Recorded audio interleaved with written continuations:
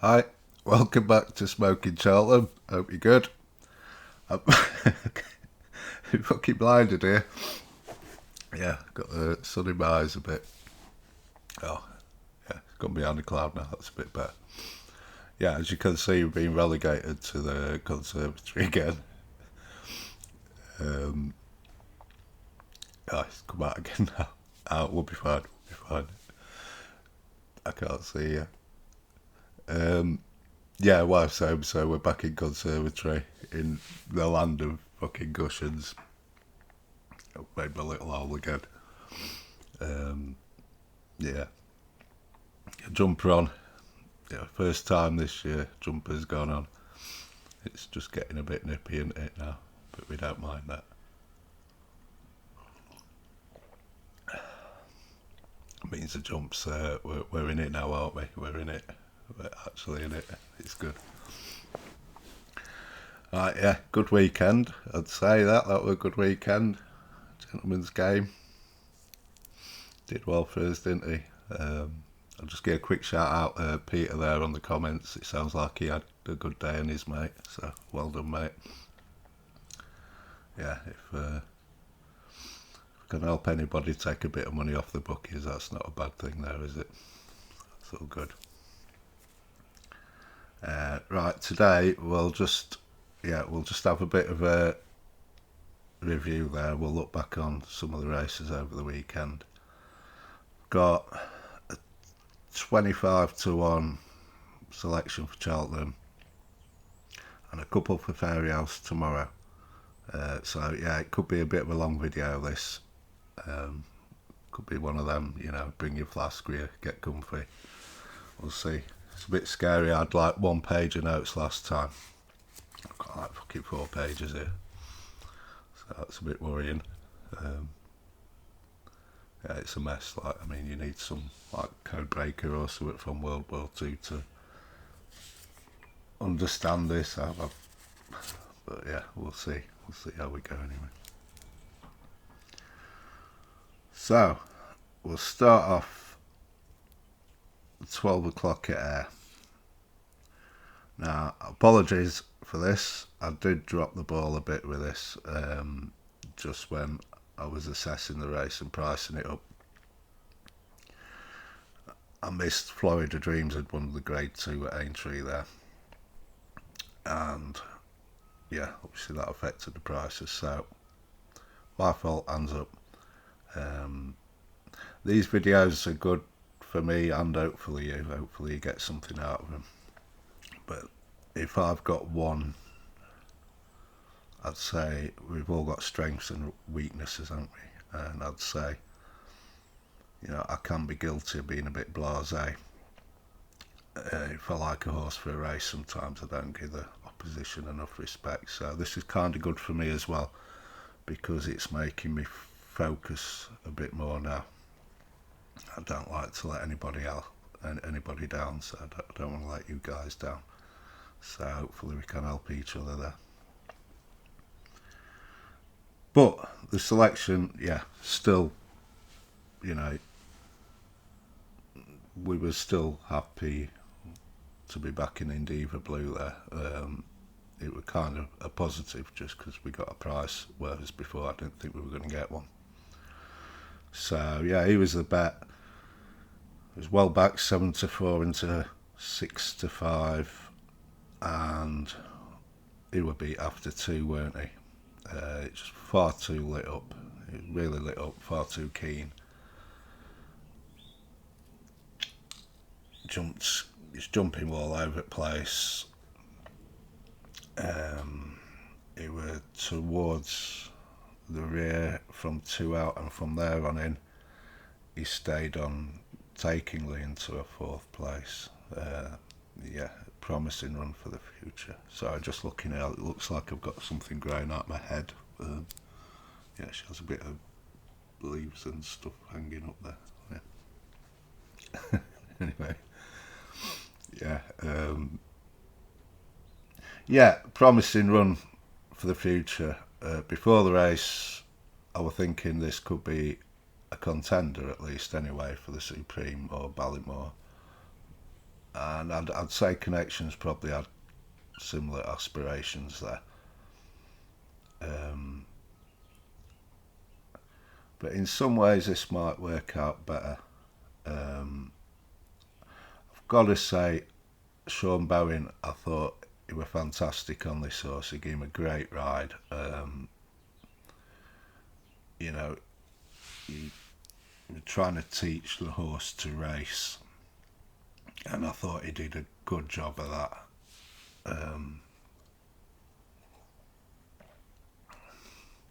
So hopefully they'll reap the benefit of that in future.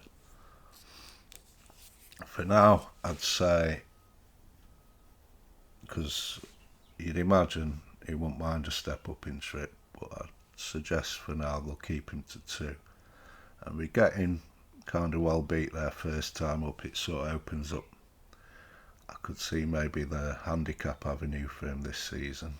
Can sort of, if they keep him to 2 mile, teach him to race. I mean, he looked very immature there, so he's got a bit of growing up to do. He could be one maybe for sort of high-end handicaps in the spring, and then next season progress into a graded horse. I'd have thought, maybe. But yeah, there's some engine under the bonnet. He's just got to grow up a bit, that, you know.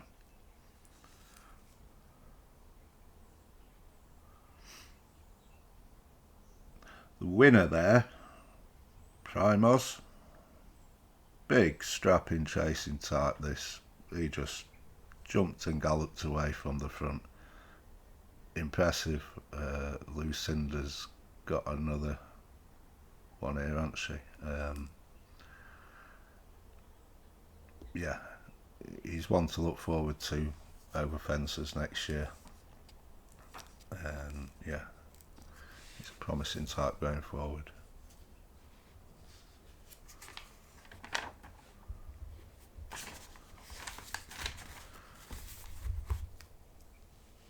Right, mares listed hurdle at Wetherby. This went well for us, didn't it?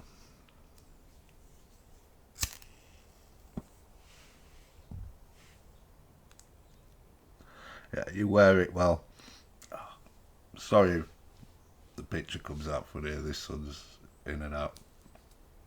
You keep disappearing. Yeah, you wear it well. Well back 3-1 into 2s. And the race just went to plan for us, didn't it, as we thought. Jumped off in front and they struggled to pick her up in the ground. She's a festival winner, so, you know, in terms of going back to Cheltenham, in terms of the mare's hurdle, you've got to respect that. She's a festival winner. I don't know, I'd be kind of putting her in the same sort of bracket maybe as a Love Envoy. Maybe just be a bit behind that horse at the moment, but she's a kind of similar type, isn't she? Yeah, with that Cheltenham festival form, you've got to respect her. Going from the point of view of the mare's hurdle, but I think Willie's maybe got 2 or 3 better than this at home.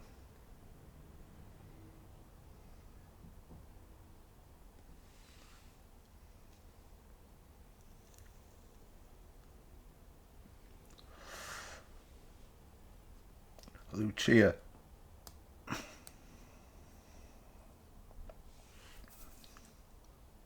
You know, on the face of it, she ran well. First run of the season, bad ground. She travels lovely through a race. I'm just not sure with this horse. She's she'll quite happy to lug in behind the winner there. Say bad ground first time up. You can. I'd always forgive an horse first time out. But I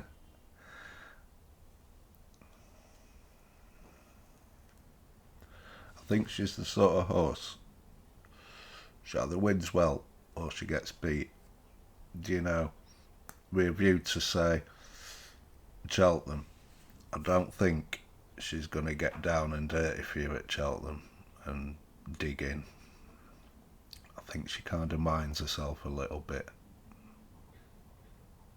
I can see her in, say, decent, like to see her in a handicap on decent ground, and I think she could win well and look impressive. So she won't have done any damage to handicap mark here. They were all kind of tied in pretty close. Once she took all the penalties and the ratings, they were, like I said, they were £3 between them. But yeah, handicap on decent ground, I won't mind. I'd be interested in her for that. But yeah, when you're looking at sort of grade ones and the tougher races, I just don't. I don't think she's going to battle, and dig deep for you when it matters.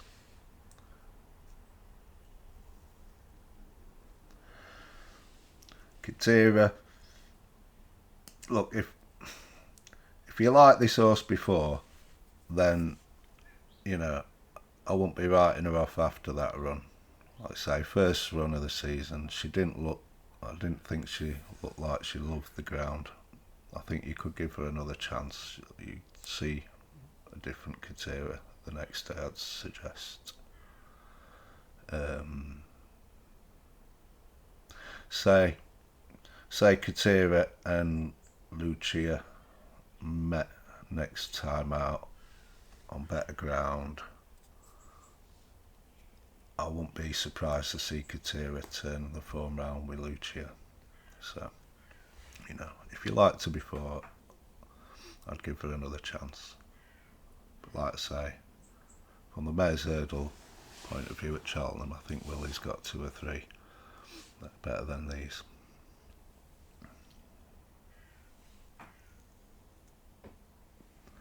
Great Yorkshire hurdle. Time Hill with a selection there. He were a bit disappointing. 2-1 into 7-4. Writing won the wall. Maybe 3 or 4 out there for him. We didn't love the ground, but it's still disappointing. This staying hurdle division, it's just fucking depressing, isn't it? It just is. I mean, the winner there, yeah, fair play to him, goes well fresh. But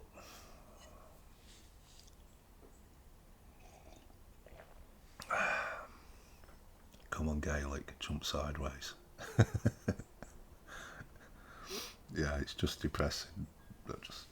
We'll move on from that. Alright then, let's go to Ascot. Tell her the name. A nose. We were unlucky there, weren't we? Well, we went close anyway. It's well back 9-2 into 7-2. She up there all the way, sort of mixed the lead with Django Bay. Coming to the last, you thought, yeah, we're in here, aren't we? She pinged the last, went in front, and to be fair to her, she didn't flinch, she ran all the way to the line. Django Bay had no right to get back up and win that. Yeah, Ben Paul in it, he's got a nice horse on his hands here, hasn't he? Tell her the name. Maiden would be a formality, and he looks a nice prospect going forward.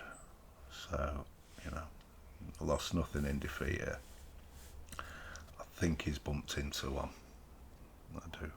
He's bumped into one here, this Django Bay.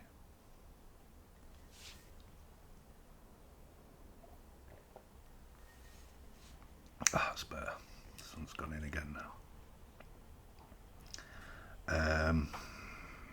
Yeah, I've been looking at this Django Bay a bit.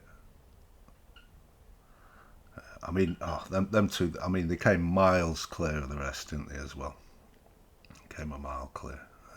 Two nice horses, these.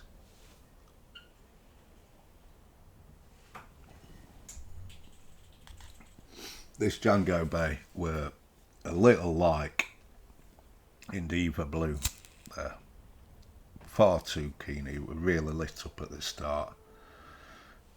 Keen all the way through. He took it up after the fourth hurdle and just sort of quickly went 6 lengths up by the fifth.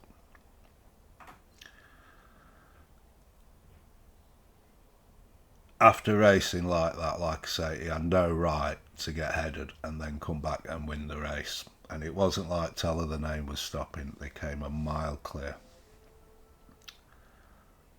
I think that marks him down as a bit special. I do.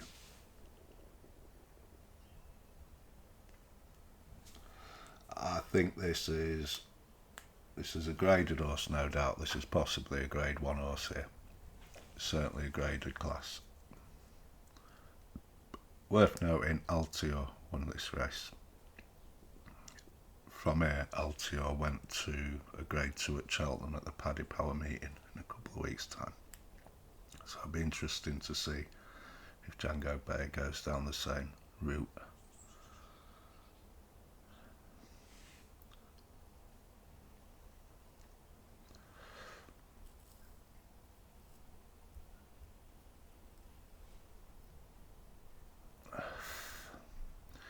He came second in a point-to-point, 2.5 mile point-to-point at Knockenard.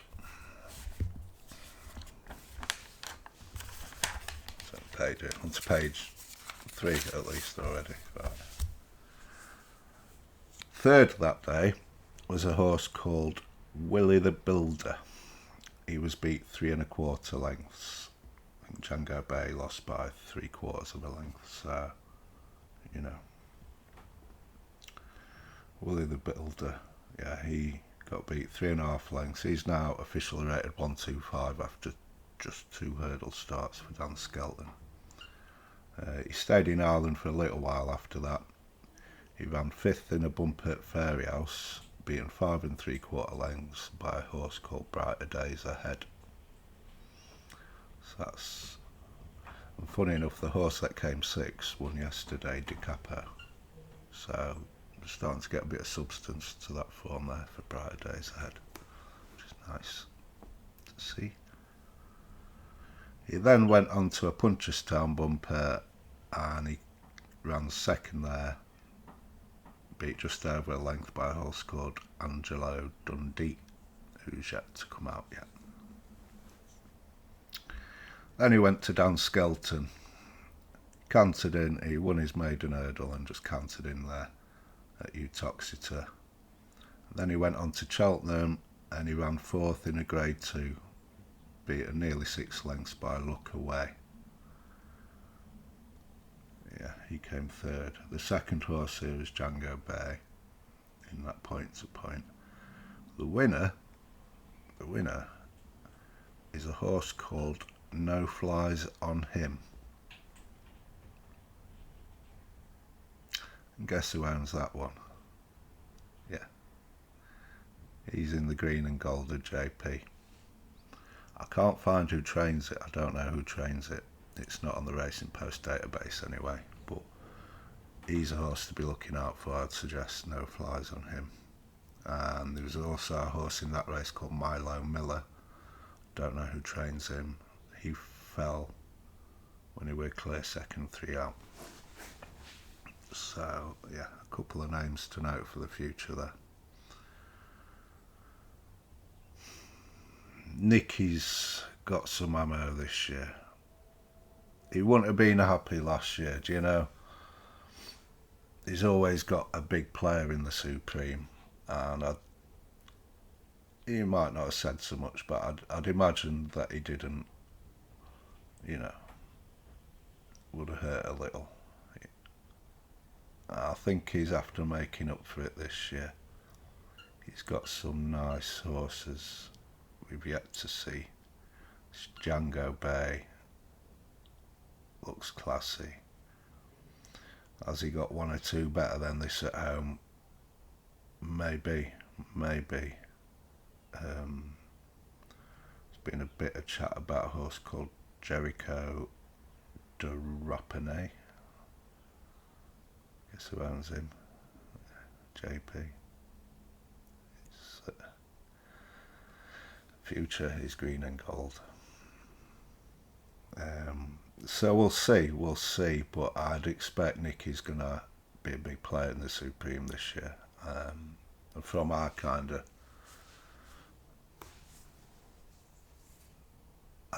point of view, we want to have Nicky Henderson's and we want Paul Townsend's ride. I'd suggest if we get them two on side, you're going to be in a happy place going into the Supreme. I'd expect they'll be first and second favourites.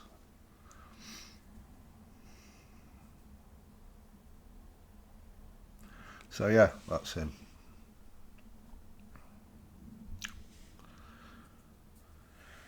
Right then, gentleman's game. Mouse is just a legend. I love Mouse. Do you know, I think he's my favourite trainer. He's one of them guys. He's forgot more about racing than us lot combined will ever know. He's that good. And these staying chasing types, he's won Gold Cups, Nationals. The patience he's had to show with this horse. Yeah, he was good, weren't he? Did I mention he was an app? I'm sure I did. No, I didn't. I did kind of mean to, but you'll have to take my word on that. But yeah.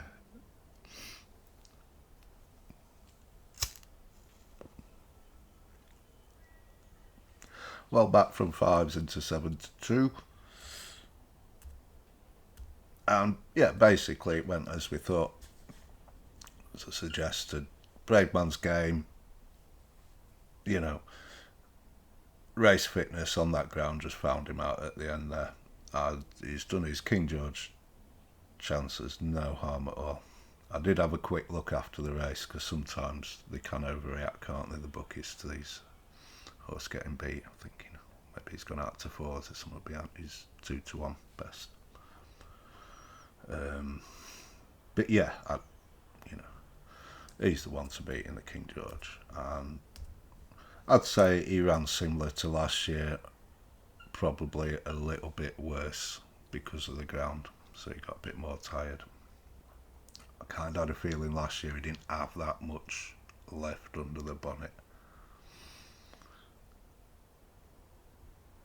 But take nothing away from Gentleman's Game here. This was just his 3rd start over fences, and you know, he's took a fairly big step forward there.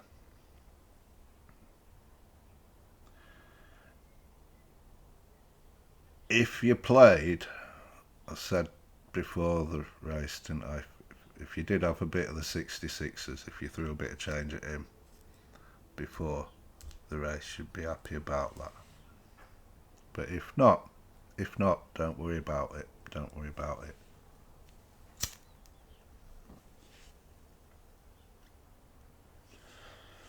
Yeah, I mean, just looking back on the race, yeah, Braveman's Game.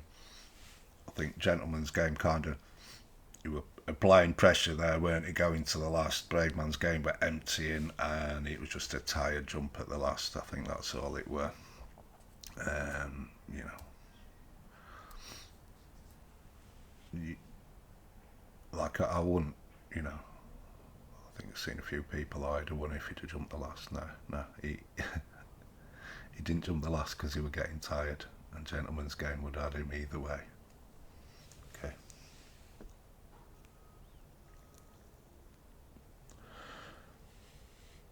He looked better as the race went on, Gentleman's Game as well. You know, that were the best chases beaten, sort of contested, and yeah, I think Mal said he made a few fiddly errors there. As he warmed up and going to the race, the further he went, the better he looked. I'd say the Gold Cup trip will hold no fears for him. And don't think he's just a mudlark either. This horse will be better on better ground as well. So yeah, don't worry if you miss the 66ers, because the bookies have given us a second bite of the cherry, and his 25s is available in plenty of places, and that's the bet. Just 1 point, just 1 point we'll have on Gentleman's Game at 25s for the Gold Cup.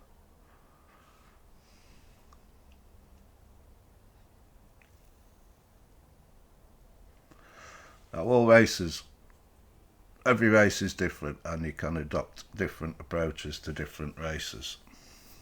So, like I said, generally we're going to try and get one or two horses back for each championship race. I generally have two for Cheltenham. But like I say, every race is different. Say, Constitution Hill, business is done on him. All we've got to do, if you want, on the day, we can have a little bit on either Impera Pass or State Man, if you like, as a little saver, or lay a bit back on Constitution Hill. We haven't got much to do there. Gold Cup, I'm quite happy here to take a kind of book approach almost to this race. Right, so we've got 3 points on Jerry Colombe, 8-1, I think. Yeah, it rates when I put him up here. So we've got 3 points on Jerry Colombe at 8s. We've got a point on Faster Slow at 20s, and we'll have a point on this fella at 25s. So we've got 5 points there. If you remember, I said generally for a Cheltenham race we'll have 7 or 8 points, max out at about 14. The Gold Cup is one of them races we might end up near a 14. I don't know, we'll see.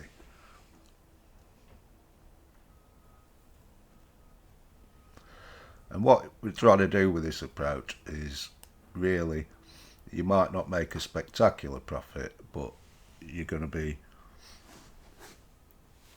making a profit.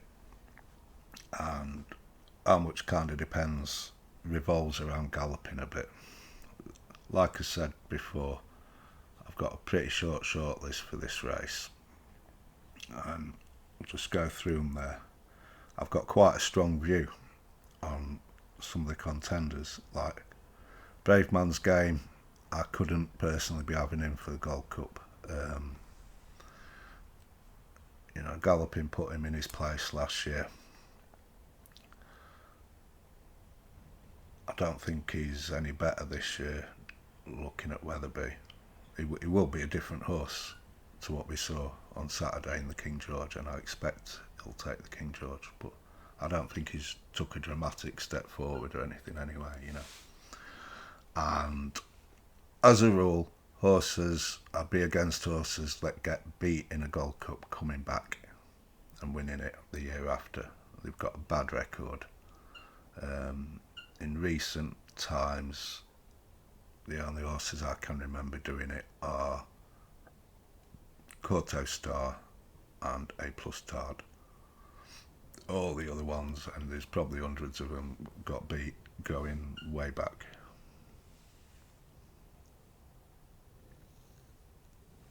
So it's not impossible, but we're playing the odds here, that's what we do. So I put a line through Brave Man's Game. Shishkin, couldn't be having Shishkin, he'll be 10. Even if he was to win the King George, I couldn't be having him in the Gold Cup, not after the last couple of years how he's performed at Cheltenham. Shishkin's a funny horse. It's like he's got a lot of issues, and Henderson will get him right for one run a year, and in that run he looks a world beater. But I'd be happy to say that run isn't going to be coming in the Gold Cup. So I put a line through him. Then we've got the real whacker. We've got him covered with Jerry. Jerry Colombe will, I'm sure, on last season's running at Cheltenham, he's got the real whacker well covered there. Say Jerry Colombe is going to improve massively for the extra 2.5 on the different track. It'll suit him a lot better too. So So we've got Jericho, we've got Gentleman's Game, and we've got Fast or Slow. Jericho, I like, young for the Gold Cup generally. I like these, second season novices, these young ones with the potential, the scope to improve. Generally, that's the horse I'm looking for a Gold Cup. And yeah, Jerry Colom's unbeaten, bar that much. I think he should improve again this year. He's got a lot of scope to improve. Hopefully we should be seeing him on Saturday at Down Royal. I think his plan is basically Down Royal Saturday, the Lexus, it's not the Lexus, they change these names every 2 minutes, I forget what it's, but the big 3 mile grade 1 at Leopardstown at Christmas, and then I think he's going straight on to Cheltenham. Right, we've got Fast or Slow, who's only had 5 chase runs, and on that 5th chase run he beat the Gold Cup 1-2 there. He's got scope to improve. He's only had 2 starts at 3 mile, And then this fella who's just had the 3 runs over fences and he's just after beating the Gold Cup runner-up last year. He's got, so he'll improve, he's got scope to improve as well. He's just got to keep him right, So we got 3 there. They might not all get there. Chances are one might fall away. So then, the only other horse we've got there to worry about is Galloping. And how Galloping is this year would depend how we're going to do on the race. I'd suggest he's going to go John Durkin, Irish Gold Cup at the DRF, and then he's on to Cheltenham, same as last year. I'd suggest after the Irish Gold Cup at the DRF, we'll know where we are with Galloping. So we've only got the 5 points. So say if you've got any free bets left over from the weekend, maybe use one of them. It just helps a little, We've only got the 5 points on the race. We've got enough scope there to, if it looks like Galloping again, we can kind of smash into Galloping, gamble responsibly, and we've got all the bases covered. The only other horse I can see coming into this race is La Home Press, but he's after coming off an injury last year, and we can just see what happens with him. If he gets there on the day in good form, then we can kind of cover him too. We've got enough room to do that. Yeah, so if it ends up Galloping, we end up having, 8 or 9 points on Galloping, and whatever happens, we're going to make a solid profit on the race. If Galloping, if that Gold Cup's left a mark on him and he's not quite the same this year, then happy days, because we can, as the season progresses, we can, make one of these, we can top up and make one of these, and we could win a lot. We've got like a good solid foundations for all 3 of these at nice prices to build on, if that's what we want to do. It depends on Galloping.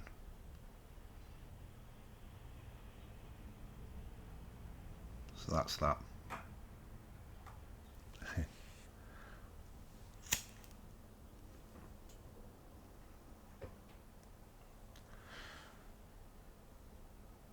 Mumbeg Genius.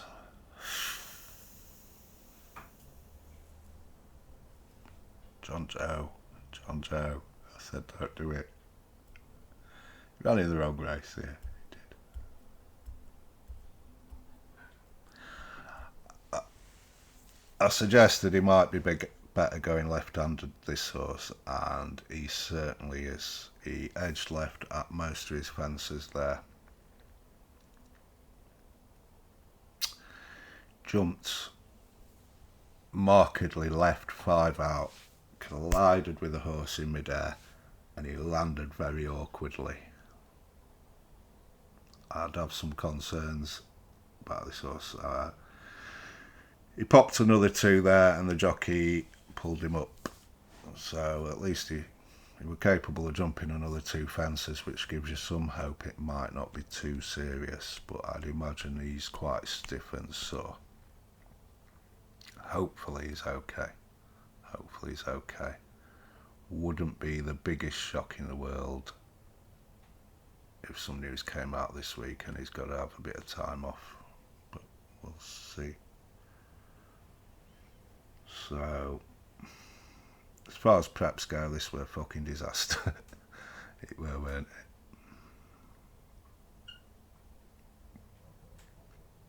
it? Should have been in that Carlisle race.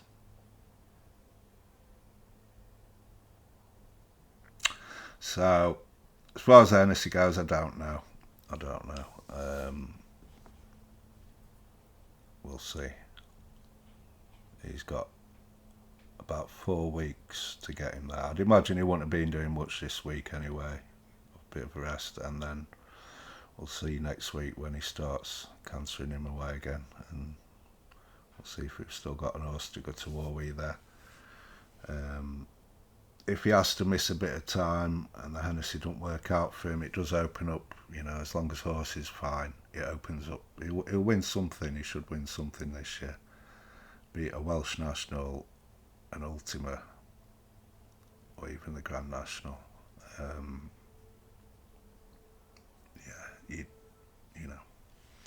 We'll see. Might work out from the point of view of the Ultima. It could be a good thing, but we'll see. John Joe did have a nice horse yesterday. Carlisle, 2.5 mile, maiden hurdle, Johnny Who. He's won a point-to-point, a bumper, and he won this, and he looks impressive. He looks a nice horse for JP.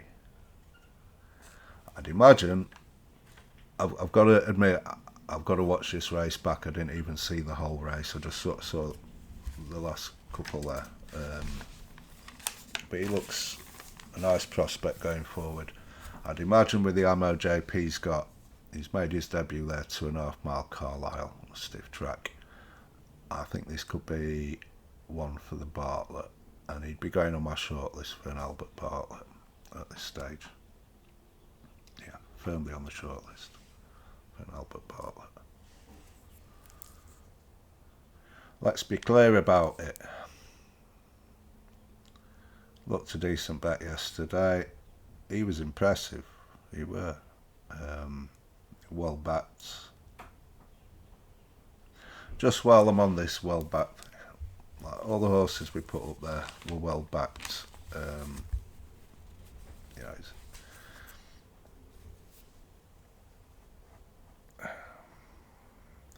When I've got these early prices the day before, I can be a bit dangerous.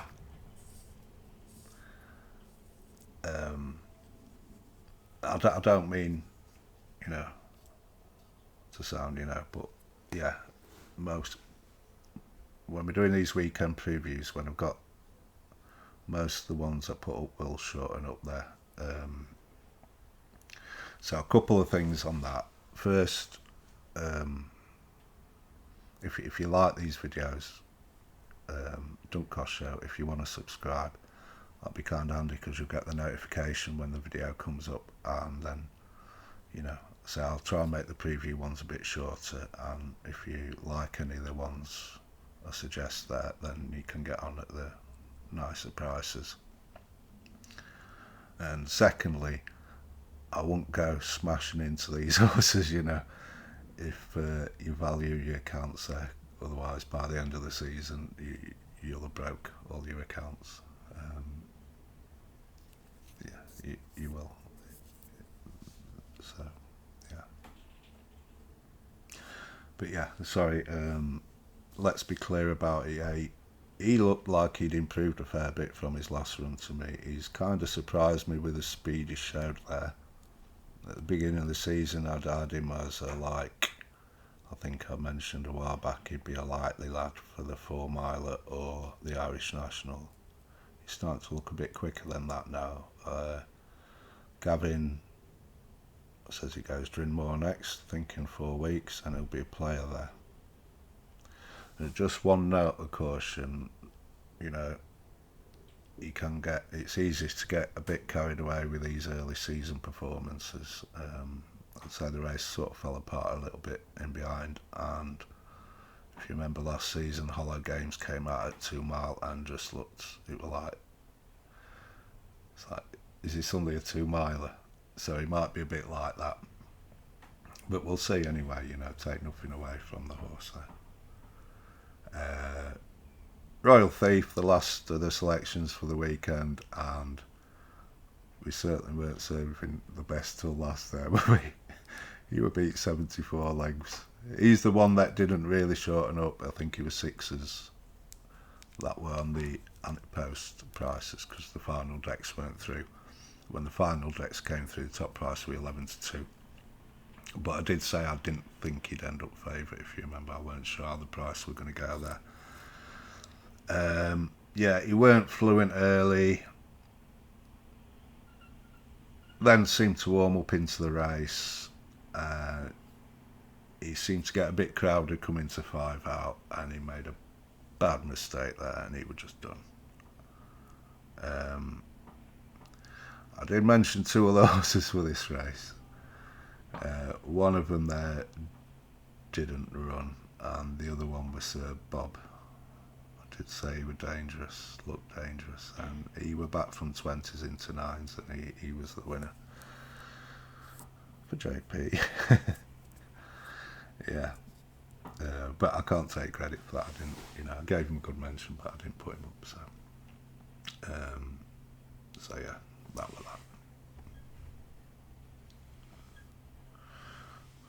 So that's all the weekend stuff.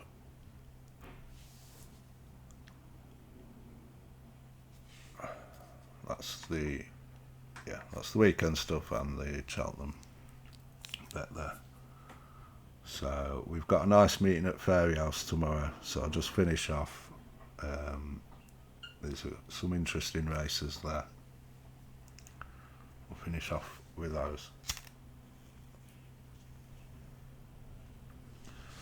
The beginners that opens the card, the 11:53 race. This is intriguing. This is a fascinating beginners. Right, Sandor Clegane would be the highest rated of these over hurdles. Probably the best horse in the race, I'd say. He was rated 141 over hurdles. But I think he'll be put in favourite. I'd imagine he'll be put in favourite, this horse, and he might just be worth taking on tomorrow. Bearing in mind, he came out over 2 mile last season, first time up, and he was slammed by a 3-card brag, and then he improved a lot from that first run. So 2 mile tomorrow, first run of the season. I think he'll be put in favourite, and I think it's maybe worth having a pop on something. So I've been looking at this race a bit, and it's there's going to be handbrakes everywhere here. This is we've got an epic song.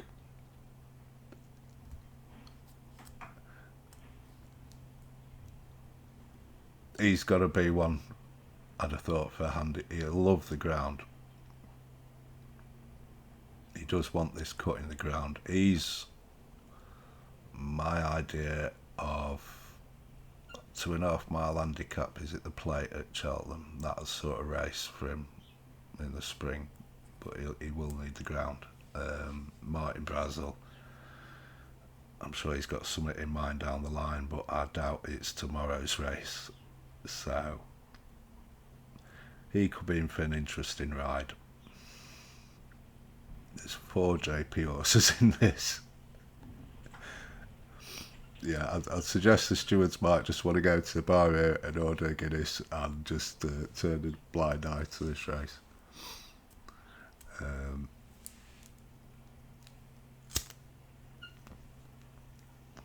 So yeah, I've had a look through. I'd say the one I fell down with is Gavin Cromwell's I Know the Way You're Thinking. It is a JP horse, so you never know. He might have another day in mind. You take that risk, but he's the one, I think. I mean, Gavin Cromwell, he's flying. He's on fire. He was rated 137 over hurdles. He's Mark Walsh's choice out of the 4 JP runners, which sometimes counts for something, sometimes it doesn't. But yeah, he's Mark Walsh's ride here.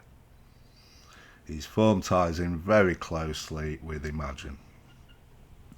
He beat Imagine by half a length at Gowan on heavy early last season. He then stepped up to 2.5 mile in the Lawlers and Ace, and he was 4th, beaten 9.5 lengths behind Champ Keeley and Irish Point. That were a good race there. He then came back to 2 mile. He ran 3rd in a listed hurdle behind Hunter Jean, and in that race he renewed acquaintance with Imagine, and this time he finished 3/4 a length behind him, but he was giving him £3, so he'd come out just, and that's in front of that horse again. They're off levels tomorrow. And the ratings would reflect that. He's rated 137, Imagine's rated just £1 behind on 136. There's very little in this, and it could come down to just one jump. Pinkerton's in this also. He's rated in a similar, his hurdle rating, he's 136 for no mead. He were running in some handicaps last year. I'd have thought, although he's not out of this, I'd have thought I Know the Way You're Thinking and Imagine would maybe have the most scope to improve, but he's certainly a contender here, Pinkerton. Path Drew would have to improve his jumping. I weren't so impressed with him the last day. So yeah, the selection is I Know the Way You're Thinking, and I'd imagine, like I say, I'd imagine they'll put Sandor in as favourite. I'd imagine being Elliott might just shade second favouritism, and I think this guy might be sort of slotted in 3rd in the market. If he's going to win, he's probably going to end up well backed. And if he takes a walk in the market there, you've probably done your money. Yeah, it'll be a fascinating race to watch that, and that'll be one to look back on through the season, I'd suggest.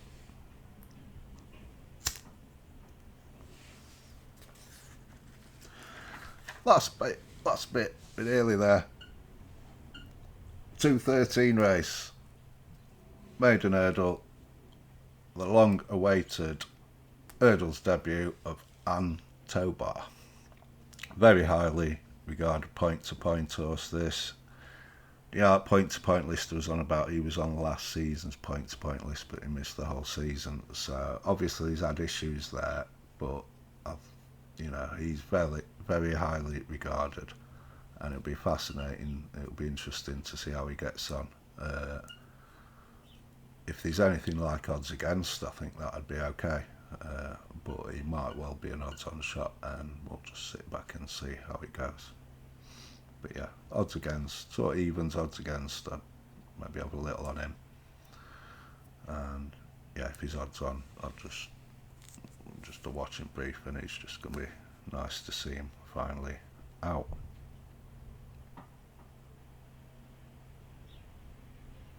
So that's the lot. Now, I think the way we seem to be falling into this is, I think we'll be doing 2 videos a week. Yeah, I think 2 a week's more than enough. That's what the wife tells me anyway. So we'll do 2 a week. We'll do a sort of Monday, Tuesday. We'll do the review of the weekend just gone, and then we'll do one. Hopefully, mainly on Fridays, sort of previewing the weekend, and the Ante-Post bets will just fall in whichever. This week I'm busy on Friday, so the weekend preview will be on Thursday this week. We'll do one Thursday. So that's that. We're in it now, aren't we? It's good. A lot to look forward to this week down Royal. That's going to be brilliant. And yeah. So thanks for watching. I do appreciate your time. I really do. And I'll see you again Thursday. Cheers. Bye.